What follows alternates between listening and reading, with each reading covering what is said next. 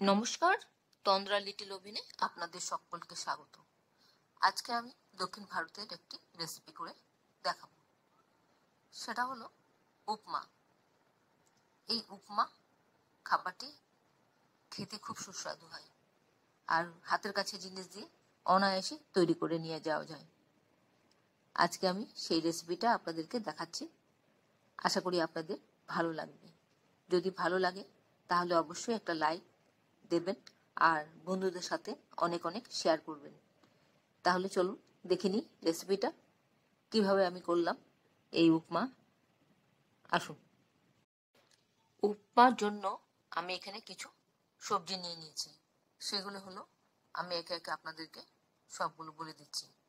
এখানে আছে ফুলকপি ব্লাঞ্চ করা, হালকা সেদ্ধ করা, টমেটো আছে, বেগুন আছে, কাঁচা লঙ্কা কুচি করা আছে, পেঁয়াজ কুচি করা আছে, কারি পাতা আছে দুটো স্ট্রিং, আর সামান্য একটু আদা নিয়েছি কুচি করে। এইগুলো সবজি আমি উপমাতে ব্যবহার করব। আর এছাড়া যা লাগবে সেগুলো আমি ধীরে ধীরে বলছি। কড়াতে আমি সাদা রিফাইন তেল দিয়ে দিলাম, দিয়ে তাতে আমি সাদা সর্ষে হাফ টিস্পুন দিয়ে দিলাম ফোড়নে, দিয়ে তাতে পেঁয়াজ কুচিগুলো দিয়ে দিয়েছি। পেঁয়াজ কুচিগুলো আমি ততক্ষণ ভাজবো যতক্ষণ কাঁচা গন্ধটা চলে যায়। তারপর এর মধ্যে দিয়ে দিলাম কাঁচা লঙ্কা কুচি, দিয়ে এবার ভেজে নিচ্ছি। লঙ্কাটা ফ্লেভারটাও এড হবে আর পেঁয়াজটাও গন্ধটা চলে যাবে। এরপর আমি এর মধ্যে দিয়ে দিলাম কারি পাতা। আপনি চাইলে কারি পাতাটা সর্ষে দেওয়ার পরও দিতে পারেন। আমি একটু পরে দিই, কারণ তখন দিলে একটু বেশি ছিটকয়। আর এবার আমি এখন দিলাম বেগুনগুলো, ভাজা ভাজা হয়ে যাবে। আর দিলাম ফুলকপি, টুকরো করে সেদ্ধ করে রাখা ফুলকপি। আর দিলাম টমেটো, একটু টুকরো টুকরো করে রাখা টমেটো। এবার এর মধ্যে আমি নুনটা দিয়ে দিলাম, যাতে ভাজা ভাজা হয়ে যায়, টমেটোটা একটু নরম হয়ে যায়। সবগুলো একটু খানিকক্ষণ নাড়াচাড়া করে নেব। খানিকক্ষণ নাড়াচাড়া করে নিলে একটু ভাজা ভাজা হবে আর টমেটোটাও একটু নরম হয়ে আসবে। এবার উপর থেকে সুজি দিয়ে দিলাম। 1 কাপ, মেজারিং কাপের 1 কাপ আমি সুজি দিয়ে দিলাম। আপনি আপনার প্রয়োজন অনুসারে সুজিটা দিয়ে দেবেন। এবার সবগুলো ভালো করে মিশিয়ে নিচ্ছি। এই সবজির মধ্যে লেগে থাকা যে রিফাইন্ড অয়েলটা আছে সেগুলো এর সাথে লেগে ভাজা ভাজা হয়ে যাবে, তবে খুব বেশিক্ষণ কিন্তু ভাজা যাবে না।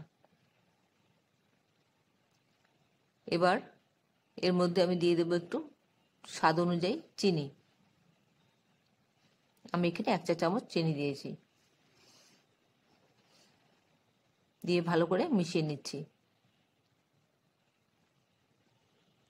এই উপমা রান্না করা কিন্তু একদম সহজ, যে কেউ পারবে করতে, আর খেতে অসাধারণ লাগে। আমার তো খুবই ভালো লাগে।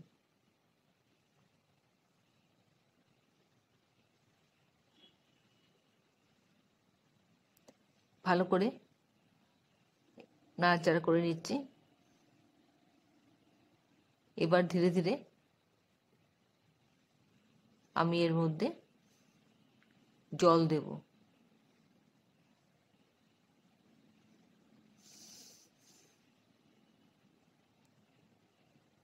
খানিকক্ষণ নাড়াচাড়া করে নিচ্ছি।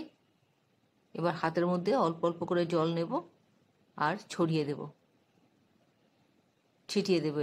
এভাবে জলটা কিন্তু আপনাকে এভাবেই দিতে হবে, একটু ছিটিয়ে ছিটিয়ে দিতে হবে।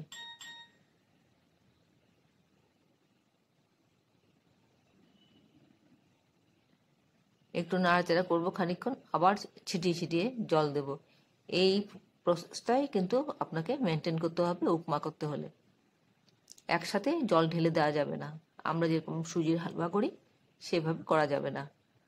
আবার জল নিচ্ছি, নিয়ে আবার ছিটিয়ে দিচ্ছি, তারপর আবার নেড়ে দেব।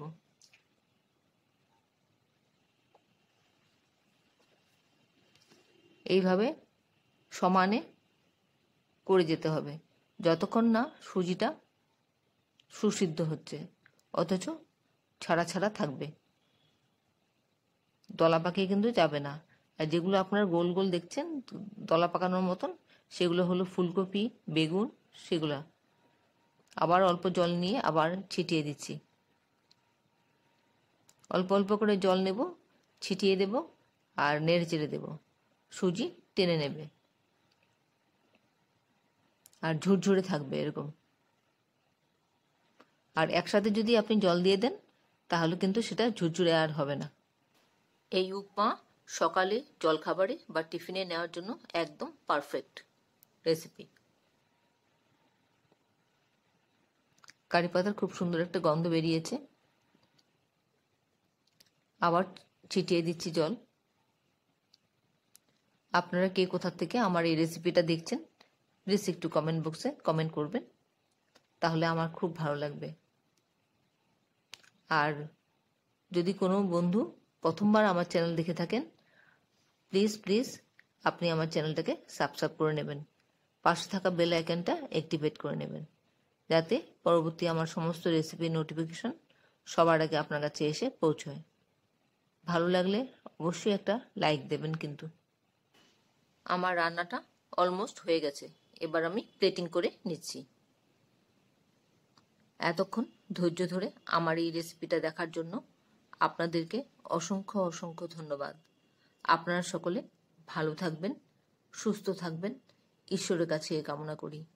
আর এই ধরনের নতুন নতুন রেসিপি দেখতে আমার চ্যানেলটাকে সাবস্ক্রাইব করে নেবেন, পাশে বেল আইকনটা অ্যাক্টিভেট করে নেবেন, যাতে পরবর্তী আমার সমস্ত রেসিপির নোটিফিকেশন সবার আগে আপনার কাছে এসে পৌঁছয়। আশা করি আপনাদের আমার এই রেসিপিটা ভালো লেগেছে। যদি ভালো লেগে থাকে তাহলে অবশ্যই একবার এভাবে করে খেয়ে দেখতে পারেন। আমি উপর থেকে কারি পাতা দিয়ে গার্নিশ করে নিলাম। ভালো লাগলে একটা লাইক দেবেন আর বন্ধুদের সাথে অনেক অনেক শেয়ার করবেন। তাহলে ভিডিওটা আজকে এখানেই শেষ করছি। আবার দেখা হবে আপনাদের সাথে পরবর্তী অন্য কোনো এক রেসিপিতে। ভালো থাকবেন সবাই। আশা করি আপনাদের নতুন বছর খুব আনন্দে কেটেছে। হ্যাপি নিউ ইয়ার জানাচ্ছি সবাইকে। নমস্কার।